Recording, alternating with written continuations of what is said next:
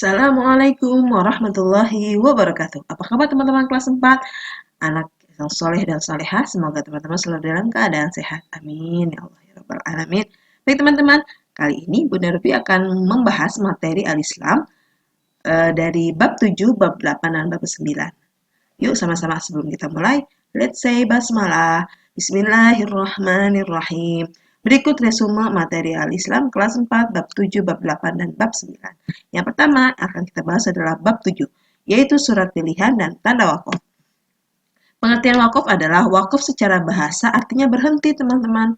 Dan wakaf secara istilah yaitu menghentikan bacaan sejenak pada akhir kalimat ataupun pada pertengahan kalimat ketika membaca Al-Quran.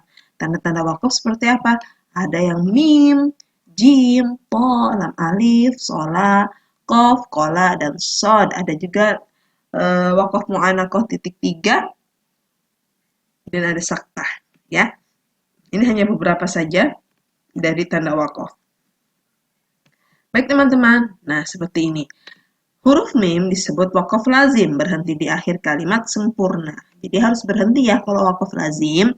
Lalu wakaf mutlak, yaitu huruf to yang harus berhenti jika bertemu dengan wakaf to. Kemudian wakaf jaiz yang ditandai dengan huruf jim. Ketika teman-teman menemukan wakaf jim ketika membaca Al-Quran, boleh berhenti dan boleh untuk dilanjutkan. Lalu ada wakaf mu'anakoh, yaitu 3.2.3, yaitu wakaf mu'anakoh, yaitu harus berhenti di salah satu tanda tersebut. Wakaf mustahab, seperti ini lebih diutamakan untuk berhenti. Ada wakaf mujawaz ditandai dengan zai, lebih utama lanjut pada kalimat berikutnya, tapi boleh juga untuk berhenti. Lalu ada wakaf faslu ula, meneruskan bacaan lebih baik, tulisannya sola. Lalu wakaf lawasol ditandai dengan lam alif, jangan berhenti tapi harus dilanjutkan bacaannya ya. Lalu ada wakaf fu'ula, kola, tulisannya lebih baik untuk berhenti. Lalu ada wakaf sod, wakaf murokhas ditandai dengan huruf sod, yaitu berhenti lebih lama tanpa mengambil nafas. Ada wakaf qobih ditandai dengan huruf qaf, lebih baik meneruskan bacaan walaupun boleh juga diwakafkan. Ya, dan yang terakhir wakaf saktah yang ditandai dengan huruf sin, berhenti seketika tanpa mengambil nafas. Itu ya beberapa tanda wakaf yang kita pelajari di bab 7 di kelas 4. Kemudian, teman-teman, contoh cara mencari tanda wakaf. Di sini sudah ada tanda wakaf, ada lam alif, wakaf la wakaf, ada di baris pertama. Nih baris pertama ini dia. Jadi dibacanya itu tidak boleh berhenti. Ada di baris tengah. Sebentar. Cara bacanya adalah ketika nanti bertemu dengan wakaf lam, jangan berhenti ya. Nah, contohnya seperti ini. Alladzina tatawaffahumul malaikatu thayyibina yaquluna salam.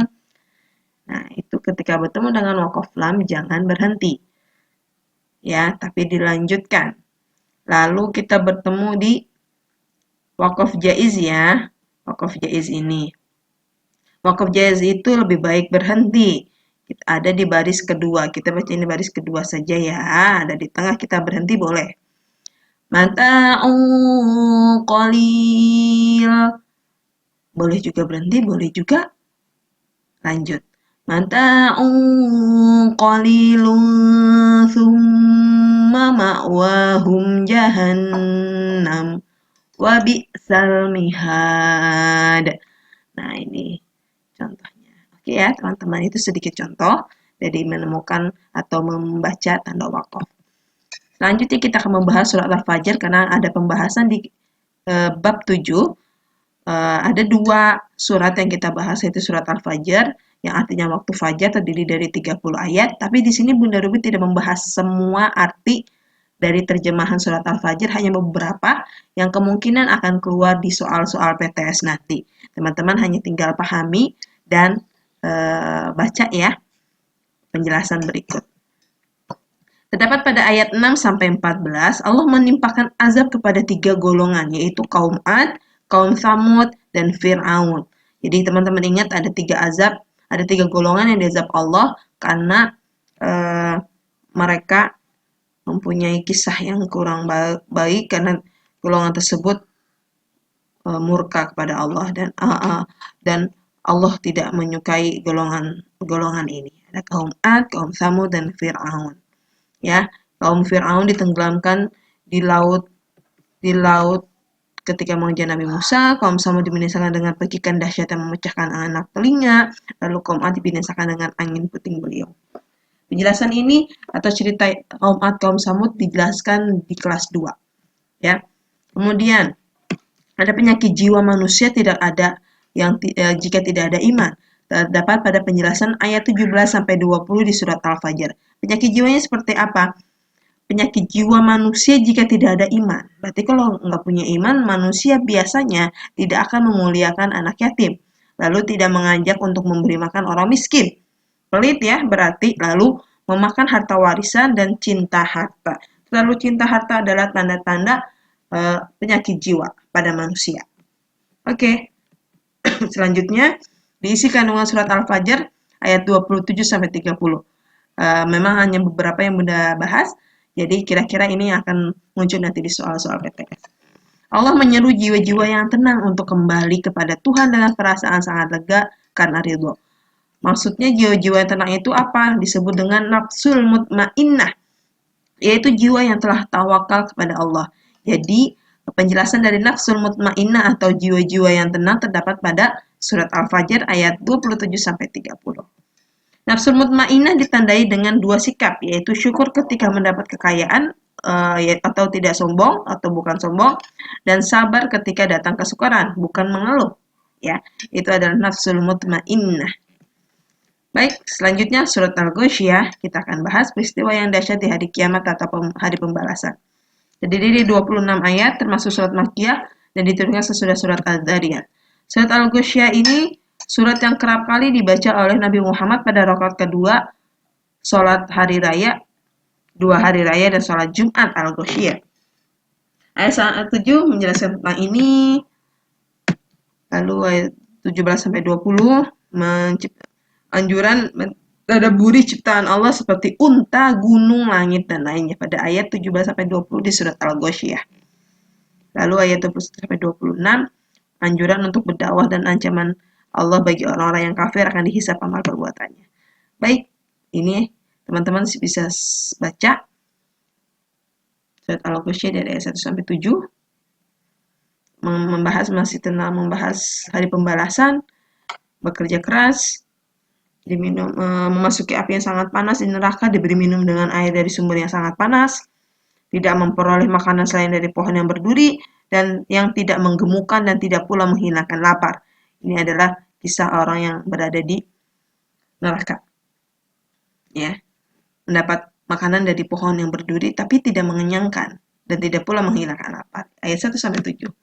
Lalu ayat 8-6, apabila kita berada di surga, ada mata air mengalir, tata-tata yang tinggi, wah lebih luar biasa jika kita berada di surga. Ada bantal-bantal sandaran yang tersusun, ada permadani yang terhampar dan gelas-gelas yang terletak di dekatnya. Wah, semoga kita bisa masuk dalam surganya Allah Subhanahu wa taala. Amin ya rabbal alamin. Lalu di ayat 17-26 dikisahkan atau kita memperhatikan bagaimana Allah menciptakan langit dan menggunung lalu bumi.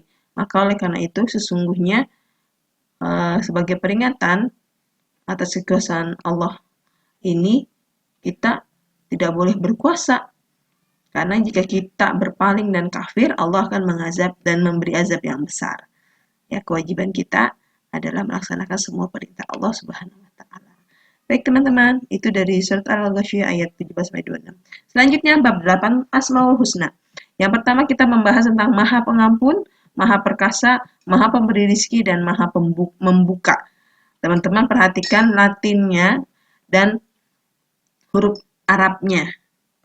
Dari Al-Ghaffar, ini Al-Ghaffar tulisan Arabnya, dan ini Latinnya Al-Ghaffar yang artinya Maha Pengampun. Lalu Al-Qahhar, Maha Perkasa. Ar-Razzaq yang artinya Maha Pemberi rizki, dan terakhir Al-Fattah, Maha Membuka. Penjelasan dari Asmaul Husna Al-Ghafar dan Al-Qahar, Allah Maha menghapus segala dosa-dosa kita, sifat yang memperlihatkan kemuliaan dan menyembunyikan kehinaan, bukan untuk semena-mena melakukan dosa. Ampunan Allah tidak mudah didapat, menjadikan kita menjadi pemaaf. Ini Al-Ghafar. Lalu Al-Qahar, tempat tunduk bagi seluruh hambanya, zat yang mampu menaklukkan para penguasa di muka bumi. Menaklukkan siapa saja, contohnya. Allah ini maha perkasa, bisa menaklukkan semua penguasa di muka bumi ini yang sombong, yang takabur. Nah, contohnya seperti pada zaman dahulu Allah menaklukkan penguasa di muka bumi ini dengan menaklukkan Fir'aun, Haman, Korun, dan Namrud. Ada kisahnya, ya. Paling terkenal kisah Fir'aun. Lalu jangan sombong dan merasa lebih dari siapapun. Itu dari penjelasan Al-Qahar. Lanjut penjelasan dari Ar-Razzaq dan Al-Fattah. Sifat Allah yang menciptakan sarana memperoleh rizki, kenikmatan-kenikmatan hidup yang diberikan Allah, kita harus bersyukur, berbagi, berinfak, dan bersedekah. Ya, lalu ini Ar-Razzaq dan ini Al-Fattah, sifat Allah yang menyebabkan segala sesuatu yang semula tertutup menjadi terbuka. Lalu Allah membuka pintu rizki, Allah membukakan mata hati, Allah membukakan pintu ilmu, lalu Allah membukakan semua permasalahan kita dari ketidakjelasan. Atau Allah Maha membuka Al-Fattah, Allah Maha membuka Ar-Razzaq, Allah Maha pemberi rizki. Nah, lanjut ke bab 9, iman kepada Nabi dan Rasul. Teman-teman pasti sudah tahu ya apa itu Nabi dan Rasul. Nabi dan Rasul adalah manusia seperti kita, juga makan, minum, tidur, bahkan meninggal juga seperti kita. Tapi bedanya Nabi dan Rasul itu adalah utusan Allah. Orang pilihan yang diberi wahyu oleh Allah Subhanahu wa taala, memiliki kelebihan atau mukjizat dan selalu dijaga oleh Allah Subhanahu wa taala. Kemudian ada kata maksum, teman-teman ingat-ingat ya. Maksum adalah terpelihara dari segala macam dosa, dan wahyu adalah kalam atau perkataan dari Allah yang diturunkan dengan perantara malaikat atau secara langsung kepada para nabi dan rasul. Ya.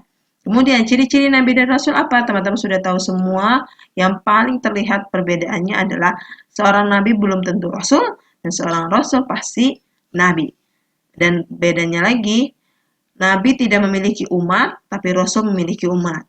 Nabi tidak diberi syariat baru, akan tetapi rasul diberi syariat baru.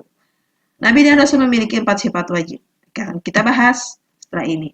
Ini adalah nama-nama Nabi dan Rasul 25, termasuk rukun iman keempat, yaitu iman kepada Nabi dan Rasul. Teman-teman semoga hafal ya nama-nama Nabi dan Rasul. Adam, Idris, Nuh, dan Hud. Atau boleh dinyanyikan oleh teman-teman nada yang lain. Yang penting teman-teman hafal nama-nama Nabi, 25 nama-nama Nabi dan Rasul sampai Nabi Muhammad, dari Adam sampai Muhammad. Ini yang wajib kita ketahui ya teman-teman. Baik, selanjutnya. Nah, ini dia sifat-sifat wajib dan mustahil bagi Rasul. Ada di buku dan teman-teman bisa pelajari juga di buku. Sifat-sifat wajib bagi Rasul itu ada sidik yang artinya benar, dan mustahilnya apa? Kadzib atau lawan katanya ya teman-teman. Sidik benar, kadzib bohong, amanah dapat dipercaya, khianat berkhianat, tablik menyampaikan, kitman menyembunyikan, fatonah cerdas, baladah bodoh. Jadi sifat wajib bagi Allah yang baik adalah sidik, amanah, tablik, fatonah. Dan mustahil bagi Rasul, Nabi dan Rasul memiliki sifat kadzib, khianat, kitman, dan baladah. Ini mustahil bagi Rasul. Ya, teman-teman bisa pelajari lagi. Oke, terima kasih. Itu dia sudah selesai pembahasan kita untuk meresume materi Al-Islam kelas 4 bab 7, 8, dan 9. Saya Hamdalah. Alhamdulillahirrabbilalamin. Bunda Rupi akhiri. Wassalamualaikum warahmatullahi wabarakatuh.